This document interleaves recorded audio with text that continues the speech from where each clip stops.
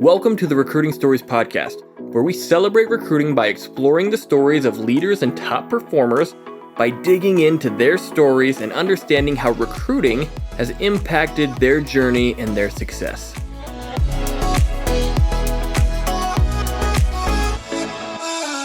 All right, welcome back to the Recruiting Stories podcast. I'm your host, Adrian Chapman, and today we have Dee Ann Turner with us. Dee Ann, thanks for joining us.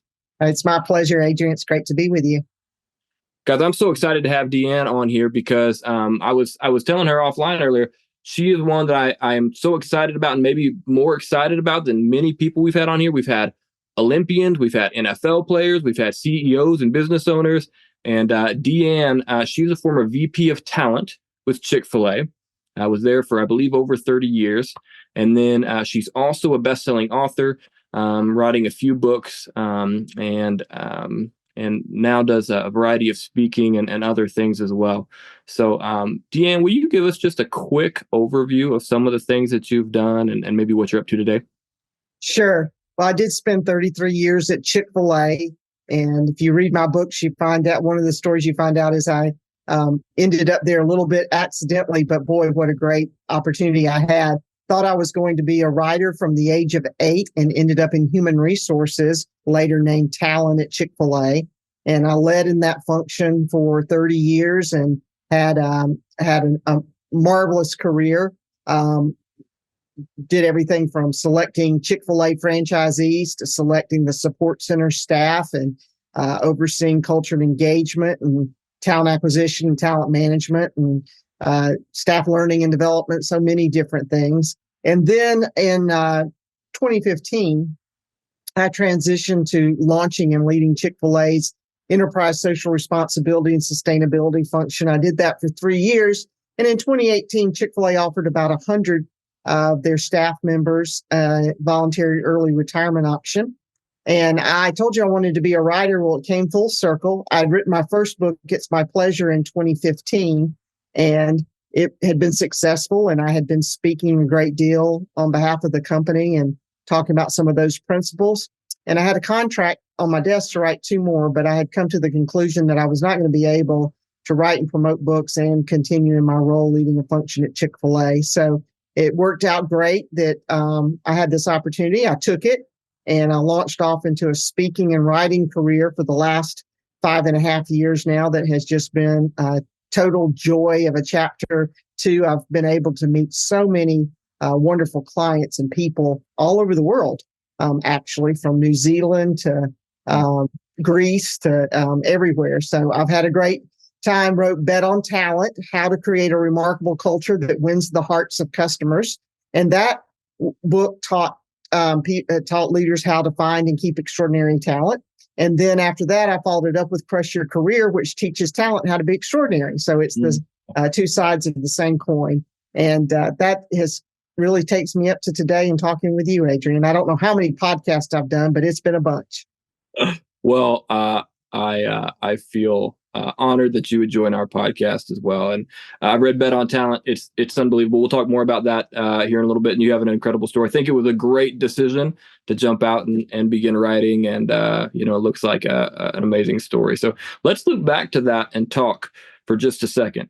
One of the things that I always like to ask is a little bit about your recruiting story, right? Obviously, you've recruited tons of people in one of the most influential brands and companies in the world, in Chick Fil A. How'd you get there? How'd you start there? You mentioned wanting to write. So how did that whole story start? Well, they didn't recruit me as much as I begged them. I was looking, it's a long story, but it was a geographical decision. I needed a job in the area where Chick Fil A is located because where my husband was working. And so anyway, then I learned more about the culture and I applied there. I was turned down 2 weeks later. And my husband encouraged me, he goes, well, apply again. And so I applied again. I was turned down 2 weeks later. And I was applying for a job in advertising because that's where I was at the time, was working for an ad firm. And anyway, 6 months goes by. They have a job opening in advertising. I contact them about it. They bring me in. I interview for months. And I get to my final interview with the person who was then the head of human resources. And I guess you could say he's the guy who recruited me because he saw something in me I didn't see in myself. And he said, I have a job in HR I think you'd be a good fit for. It's like, wait, what happened to advertising? Yeah. So I actually took the job with the intent that one day I would end up back in marketing. And I stayed at Chick Fil A for 33 years and that never happened. But I really found that my calling was helping other people find their calling. And over time, I was able to use those journalism talents to do all kinds of things to tell the recruiting stories and such. And then it came full circle in the end. So I would say, my own recruitment was more about me begging them to take me. And I was all of 21, so Right. I didn't have a lot of experience. But I think the really key thing there was that one individual. And, that really changed the whole trajectory of my career and ultimately my life because he recruited me to do that. Mm-hmm. Well, so I want to go back to that for a second too, because I think that's important too. I think so many times, as big of an emphasis I put on the recruiting that you do as an organization or as a leader, right? I think it's a great responsibility. Mm-hmm. But that individual, you should be, as you wrote in your book, right? You're a big part of this process as well. What was so interesting to you about Chick Fil A at that time, before it was Chick Fil A, that you said, I really want to work here, even if I'm going into HR? Absolutely. It was the culture, and you could just experience it. And again, it was the intentional way that they recruited once you were there interviewing, just little things. But the HR department was on the 5th floor, right across from Truett Cathy's office. Mm. And it was intentional so that when candidates were sitting there waiting on their interviews, the company leaders would come by and introduce themselves. So from the get-go, you were meeting the top people in the company, which was a little unusual, especially in those times. Culture was not a buzzword in 1985. And Truett Cathy, the founder of Chick Fil A, he was way ahead in that regard. So it was definitely, and again, at the time, when I say culture, I didn't even know what all that meant. I just knew that they had an inspiring purpose that I could identify with, and people were really friendly and kind when I was there. Mm-hmm. Yeah, so you felt the culture before you realized this is what culture per se may be all about. Right. Yeah. One of the quotes in your book that I had written down was, in order to create, strengthen, and grow a remarkable culture, focus on every people decision, ensure that each selection matches your culture and organizational goals. And I loved that, having recruited internally for companies and externally for organizations, that your people are the most important piece of what you do as an organization. Because as an organization without people, it's this living and breathing thing, different perhaps than, you got a car and maybe the chassis or the engine's the most important thing. You got a home, maybe it's the foundation, that's the thing. But an organization, it's built by its people. So every person and selection matters there. So I love that. Yeah. And actually, since I wrote the book, that's clarified in my mind even more, because I talk about in Bet on Talent, selecting, I'm sure you're going to go there, but selecting for character, competency, and chemistry. And when you talk about culture, when you think about it, the culture of an organization is made up of the sum total of the character of the people in the organization. And so that's very important, that you select talent whose character aligns with the culture of the organization. Mm-hmm. Yeah. And along with that, I assume that goes back to the values of the organization at the very beginning. Of what are our values, and do we embody those as a group of leaders? Because then we can have that character and make sure that character is kind of parlayed throughout the organization. Well, exactly. I talk about culture being 3 things: a meaningful purpose, a challenging mission, and demonstrated core values. That is the culture. And so when you're recruiting and selecting your talent, from the very beginning of recruiting them, you're wanting to match up and make sure that they match with your purpose, mission, and values. Yeah, I love that as well. And so, we run a recruiting firm in the transportation and logistics industries. And so one of the things that's shocking to me even today is, sometimes we'll jump on and one of the questions we ask, if, as we determine whether or not we're a good fit to recruit for an organization, is, what's your mission and what's your mission statement? And so many groups don't have one or they don't know it. And so that's always a sign for us to either say, hey, we can help you with this, or we may not be a good fit for you, because that's just so important. If an organization doesn't have that, it's going to be hard for talent to say, yeah, we want to go work for that place if we don't know where we're going, right? Right, You exactly. got to have a place to go, a destination. Well, that brings up another point, actually, because that's it. Talent today, because culture is such a big thing now. They're looking for three things. They're looking for a remarkable culture. They're looking to be a part of something bigger than themselves, and they want to work for a leader that will invest in them personally and professionally. So that's really, if you don't know what your mission is or your purpose, whatever you call it, you haven't defined your core values, you're going to have a hard time attracting top talent. Yeah, that's good. I love that. A question just on that made me think, have those things changed that you just mentioned over the years, or has that been a consistency in people and talent over the years? It is changed in terms of what culture is. I wasn't quite sure your question. Or what talent maybe wants. Oh, what they want, has it changed over the years? I think it has. When I think back to my generation, I was at the very tail end of the baby boomers. Yeah. And I do think that's changed. We went back to the 1980s when I started my career. I think we were looking for long-term careers and stability. Mm-hmm. And that's not necessarily what you see today. One is it doesn't exist to the same level. If that's what people were looking for, they'd have a hard time finding it. And so I think that I think it is different. And I think, when I think about millennials and Gen Zs, they're knowing that they're not likely to spend a career at one place, but they're more likely to stay with you if those three imperatives are met. If they're working in a great culture, they have a great leader, and they feel like they're doing something that matters, they're much more likely to stay with you longer. Yeah. Yeah, I can attest to that just in the conversations that I've had over the past decade in recruiting that I've done. It's so often that I'd say all the time that people will take less money if I can work with someone who values me, mm-hmm. and I'm doing something that matters. Right.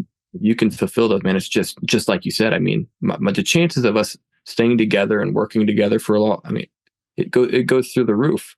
Because of those things. I love that. And people weren't talking about culture in the 1980s. That's not what they were talking about, making money. Whether mm-hmm. it was the organization talking about making money or the individuals talking about making money. And just the fact that I've stayed very gainfully employed for the last 5.5 years, I can tell you that's the number one thing they're talking about now is culture. So it really has been a huge shift. Yeah, absolutely. Well, and Chick Fil A is well known for their culture, right? I could pull anybody off the street and they could say, yeah, something's different about Chick Fil A. What advice would you give to maybe, a business, they're 50 people or so, right? And they're like, we're trying to develop our culture. We're trying to set ourselves apart as we have a trajectory moving forward. So we are different. What advice might you give them on that process? Wow. It's great when you have 50 employees because it's so much easier to start with a remarkable culture than to try to transform an organization that's already gone down a very good path. So I enjoy when I have that opportunity to step in when somebody's first starting. And the first piece of advice is, obviously, we're all here to serve. So you have to figure out this mindset towards serving whoever that customer is, whether it's a product or a service. Ultimately, if you're going to be successful, you've got to be really great at serving that person and then back up. Okay, so why do we exist? What's our purpose? Why are we even here? And start with that why, as Simon Sinek would say. And once you've determined that, and that's not necessarily an overnight thing. That takes a little time to develop. Right. But because you want it to be something that everyone can buy into, that everyone can remember. It's hard to live something out if you can't even remember what the purpose is. It'd be 2 pages long, right? Right. No, you want to simplify it actually as much as you can. And then secondly, you want a meaningful, a challenging mission to work for. Meaningful purpose, a challenging mission. What's a goal that the whole organization can rally themselves around? They can say, this is what we're going to accomplish, and we're going to measure it. And when we accomplish this mission, unlike our purpose, which really stays the same, when we accomplish this mission, we're going to set a new mission. And we're going to have a new challenge, because if you're going to select great talent to stay with you, they want to be challenged. They want goals to reach. They want to celebrate those goals, and then they want the next goal. What do I do next? And then lastly, you want to define the behaviors, or what I would say, the beliefs that you hold most dear, and what those behaviors look like that represent that through your core values. And so that people know, this is how I achieve this mission. This is how I live out this purpose. This is what this looks like. Yeah, that's beautiful. That's well said. I love that. And it's just such an important topic in time. And I say that because in the world I live in the transportation industry, it's notorious for being a really high turnover industry, right? And part of that, there's lots of different reasons behind that. It's a hard industry. I do think it's a maybe an old school quote unquote industry, but I think that it's ripe for opportunity with the right leadership and the right culture, the right mindset. And just because it had been done a certain way in the past doesn't mean that it can't be done well moving forward. So I want to go back to your book, Bet on Talent, because to everybody listening, pick up a copy of Bet on Talent. I think it's just a great read, especially leaders, as you are building and developing teams. There's so many great things. Kind of three themes as I'm reading through the book. There's this idea of, talent acquisition, talent development, and talent deployment, right? That are in the book. Everybody wants to know how to find the great talent, right? So I know in the book, obviously they need to read the book, but talk to me a little bit about both finding that talent and behavioral interviewing and why that's important. Well, finding the talent. So I believe, number one, that you create the kind of culture that attracts that talent to you. So I think that's really important. I think the culture piece is what we talk about in Bet on Talent, the Bet on Talent formula. Well, the foundation is having a culture that will attract and keep the people once you find them. It's kind of like in the restaurant business. The first thing you want to do is make sure you have great service before you start inviting everybody to come in, because you want them to stay and come back and bring more people with them. Same is true in talent acquisition. You will make sure you have the environment that once you recruit your talent, they're going to stay. You mentioned behavioral interviewing, and it's so important when you're interviewing that you're able to look at somebody's past performances as a predictor of their future performance. Yep. And behavioral interviewing is a technique that allows you to do that. Yep. I teach a workshop on interviewing, and I've seen all kinds of things, from people who sit in the interviewer who actually reads the resume back to the candidate. Don't know if anybody's ever been in one of those kind of interviews, or they go down and they machine gun questions for yes or no answers. Behavioral interviewing is a technique where you're asking for specific examples of what somebody's actually done.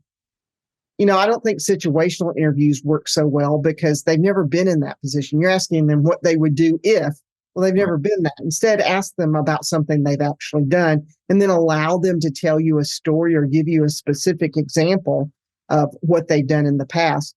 If you do this well, and it takes a little practice, but if you do this well, in 15 minutes, you can have a lot of information to make a decision about a candidate, and you won't hate interviewing so much anymore either when you learn the skill on how to do it. As a matter of fact, there is a tool on my website. I'm sure you can put this in the notes too. If you go to deeannturner.com, you can download my top 25 behavioral interview questions. It has the question. It also has some hints about the types of answers you might be looking for and why. So I will make sure that's in the show notes. I will also pump that as well. I've read through those, and they're wonderful and very, very helpful. I love that on behavioral interviewing, because I couldn't agree more. Like, so many times, and I've placed thousands of people in the past decade here, and for me, I can't express how true that is. If someone has a rhythm or a habit of success in their life or overcoming difficulty, it shows up in their work, and you can often uncover that throughout a behavioral interview. And I couldn't agree more. A question, I guess this is more just my own curiosity, just having interviewing people for a living. Are you an advocate for personality assessments of any sort, or do you not like them? Tell me about your thoughts on that. I'm actually not a huge advocate of them. Yeah. And here's why. It's one thing if you have a trained professional using those, Yeah. and it needs to be one, of course, that's validated for use in talent selection. But what happens in so many organizations is that you have untrained people involved in the interview process, and all of a sudden they're saying, I need somebody that's this on the Berkman. I need this particular Myers-Briggs type indicator. I need this on the Strengths Finder. Whatever the newest, latest is. And by the way, they all sort of become the same thing. The disc, I need this. And then they start looking for just that person. Yeah. And first of all, it's really not a recommended way to select talent at all. It can, and in some cases can, put you at legal risk for doing so. And I think that it's just shortcutting a process of being very disciplined about good interviewing and referencing practices. And if you interview candidates and you use a behavioral interviewing style and you spend the time with the candidate and don't just, try to get through the interview, and you go through a referencing process, that you do the exact same thing with the references. You ask them very similar questions to what you ask the interviewee. If you do those two things, you're 90% there, and you won't need those personality surveys to help you make a decision. Yeah, that's helpful. I agree. I've seen them used well, but not often in my own cases, because like you said, so many times, at least in my experience, I'll see too many people have access and too many people end up having ideas or thoughts about it to where, like you said, they end up bypassing the interview process and focus solely on this one or two or three things over here that are a very small portion of the individual and their ability to or do or not do the job. So I was curious. Always enjoy learning there. What about talent development? I love this too, because to me, you can get the best talent in the world through the door, right? But if you don't equip them well, like it's hard for them to succeed. So what would training look like to empower people well? I think that's a commitment that you make for as long as they work for you. So it never ends. And I think training and development are two different things. To me, training is this is what you need to do to be successful in this job. Development is about the whole person, and it's over time as long as somebody works with you. And so one of the things that I look back at Chick Fil A and I say, they really got this right. I don't know what they do today, but this was my experience when I worked there. Everybody in the organization, regardless of your role, you had a development plan and budget attached to it. And you were expected every year to fulfill that plan and to invest in your own learning through this budget. And I think that's so important. I think with this generation, the other thing I really encourage all of my clients to do is establish a formal mentoring program. We already know that our younger generations in the workforce, and when I say younger, they're not so young anymore. It's anybody under 45. They're looking for more feedback than maybe previously. And so this is one way to help get that need for them. But what are organizations looking for? If there's a labor crisis, then there's a leadership crisis, because who are you going to put into these roles? You have to be developing your leaders within. And one of the ways to do that is to have a formal mentoring program so that they have somebody investing in them from day one to be sure that they stay on track for their own personal and professional development. Yeah, I love the idea of a mentor, a buddy system to say, hey, let's do this together, or there's somebody above me to look up to. You never feel like you're alone in the process. I just think that's so important. And to your point, one of my best friends always says, hey, if I'm having trouble retaining talent, you're telling on yourself when it comes to your culture or your leadership. there's something there that you need to self-reflect on. Oftentimes it's not always about the individuals that you're bringing in, or the, whatever generation they are. It's often, hey, what are we doing that would not make them stay, or in our selection process, etc. So I think that's very helpful. And then talent deployment, saying, hey, let's deploy this talent, let's get them moving, let's make them effective in their work. I think we were talking a little bit offline. I'm a former college football player and coached a little bit. That was always a part of our process. We wanted to say, okay, we want to go find this great talent. We want to get these young guys trained here. But now we got to put them on the field and hope that it works out. So what are some advice that you would give organizations and leaders on the deployment side of things? Well, just as I talk about having that mentoring for the development side in the deployment, the one thing that people need that I don't think there's enough of is accountability and performance management. And I'm not talking about telling people what they do wrong, but the athletes are a great example of how this works. You're given an assignment. If you blow your assignment, you're accountable to the whole team for that. And you have to get feedback about how to correct that. Yeah. Or if you're making great contributions, if no one tells you, you don't know what you're doing well that's helping the team succeed either. So both of those are really, really important, that there's a sense of once you send that talent out on an assignment, is that they're really clear on accountability, and then they're getting regular performance feedback on how they're performing in their assignment.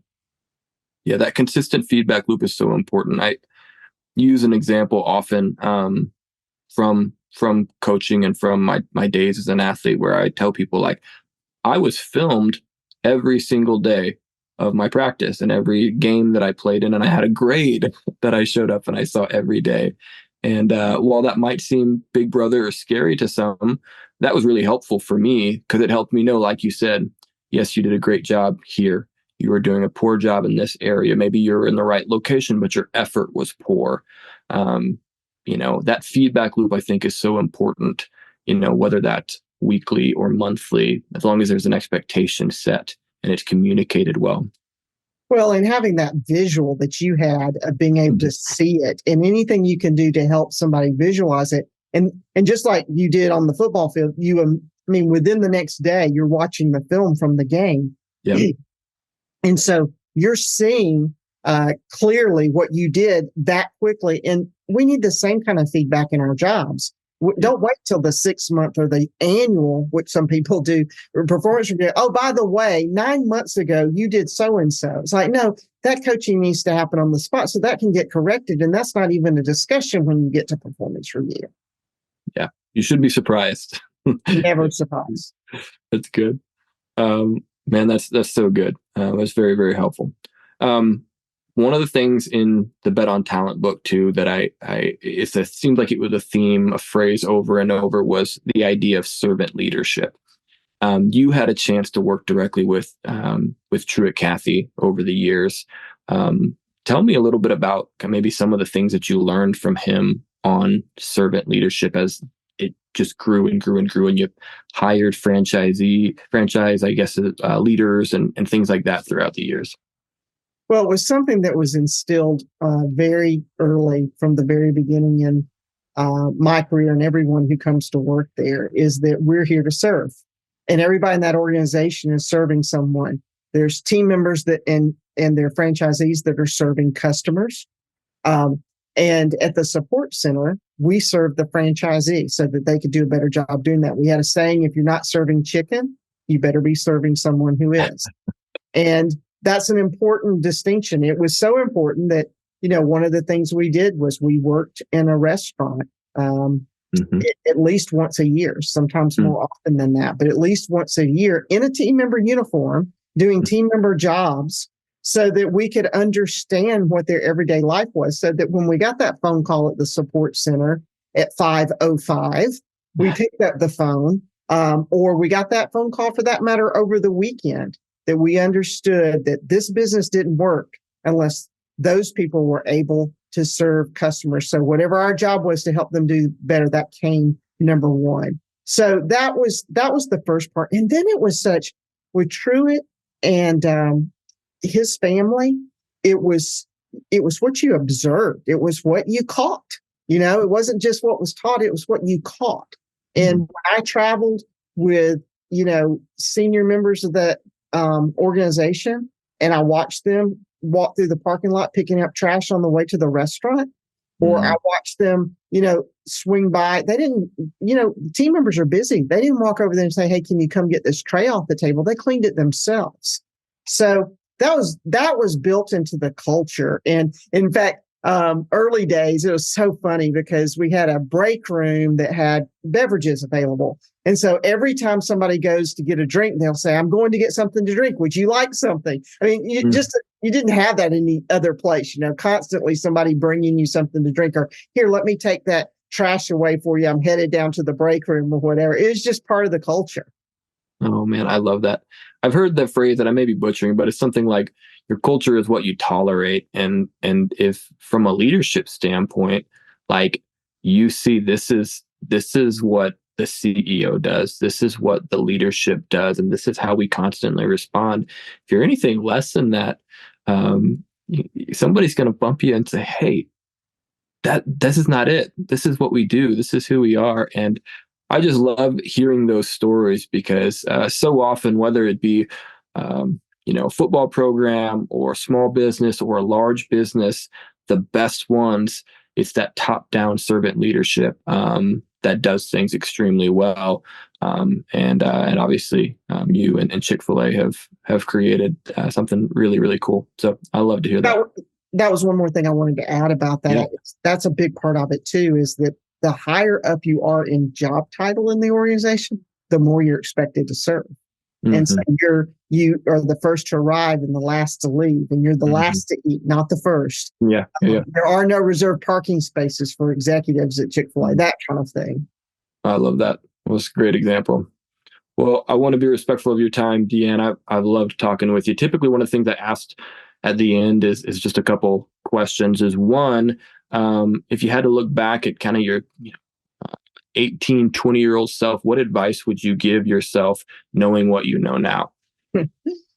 Well, I have to tell you, I love what I see in this next generation of workers. I love their balance, and it was fun working hard. And, when I went to Chick Fil A, we were 150 restaurants, 175 million in revenues, a regional restaurant chain in the South. I mean, it was a little more than a startup. Mm-hmm. And so we had a lot of responsibility early and lots of opportunity, and all that was fun. But if I could go back and do anything else, I probably would not take myself so seriously. And I would probably find a little bit more balance in taking care of me and working. But again, it comes to mind most because I watch my own sons do that in the way that they make time for everything. And they work to live. They don't live to work. And I appreciate that a lot. That's good. That's good advice. Love that. What about books? Obviously, we have Dee Ann has several books you should pick up, but were there any books that were helpful for you on your journey that you would recommend to someone navigating their career, whether they're young or whether they're in the midst of their career now? Yeah, there was a book. There were a couple. And Henry Cloud is one of my favorites. And he wrote a book called Integrity. Mm-hmm. And what that really made me focus on, sometimes I thought, well, I intended this, I intended that. And he really made me think about in that book, well, what you intend and its impact are not always the same thing. There's often a gap there. Mm-hmm. And understanding what that gap is helps leaders to really grow when you have that self-awareness. So that was a powerful book for me in my career, and I highly recommend it. I highly recommend and these are older books, but Stephen Covey's 7 Habits of Highly Successful. Yeah. And my favorite was habit number 5, seek first to understand and then be understood. That one helped me a lot along the way of the importance of listening well, asking good questions, really trying to figure out where somebody's coming from before you try to make your point. Yeah. One that's been out in recent years, since I retired, but still a couple years old, that I recommend to every person starting out is Atomic Habits by James. Mm-hmm. I think it's Yeah. one of the best books of my career. I love that book. That's the book I wish I'd had at 21 that I figured out a little bit later, but wish I'd had it earlier in my career. Yeah, all of those are so good. I'll put all of those in the show notes. I will echo all of them. Atomic Habits for sure has been a game changer for me in both my personal life and my business. You just learn that you can kind of what you want and what you value. You can create a habit to help you get there, and it's not maybe as complex or hard as you believe it to be. So that's good. Well, Dee Ann, I've enjoyed it. If someone wanted to get in contact with you, whether it's to speak or to get to know you, anything there, what would they do? You can connect with me through my website, deeannturner.com, DEEANN Turner.com. You can also connect with me on LinkedIn. And then also I have a Facebook author page at Dee Ann Turner Author, and then Instagram at Dee Ann Turner. There you go. Awesome. Well, thanks again for joining us. We appreciate it. Thanks, Dee Ann. Thank you, Adrian. Thanks for listening to the Recruiting Stories podcast. If you haven't yet, subscribe wherever you listen to podcasts. Check us out on LinkedIn, Adrian Chapman, and Cover 3 Consulting is our company page. Also check out our website, www.cov3consulting.com.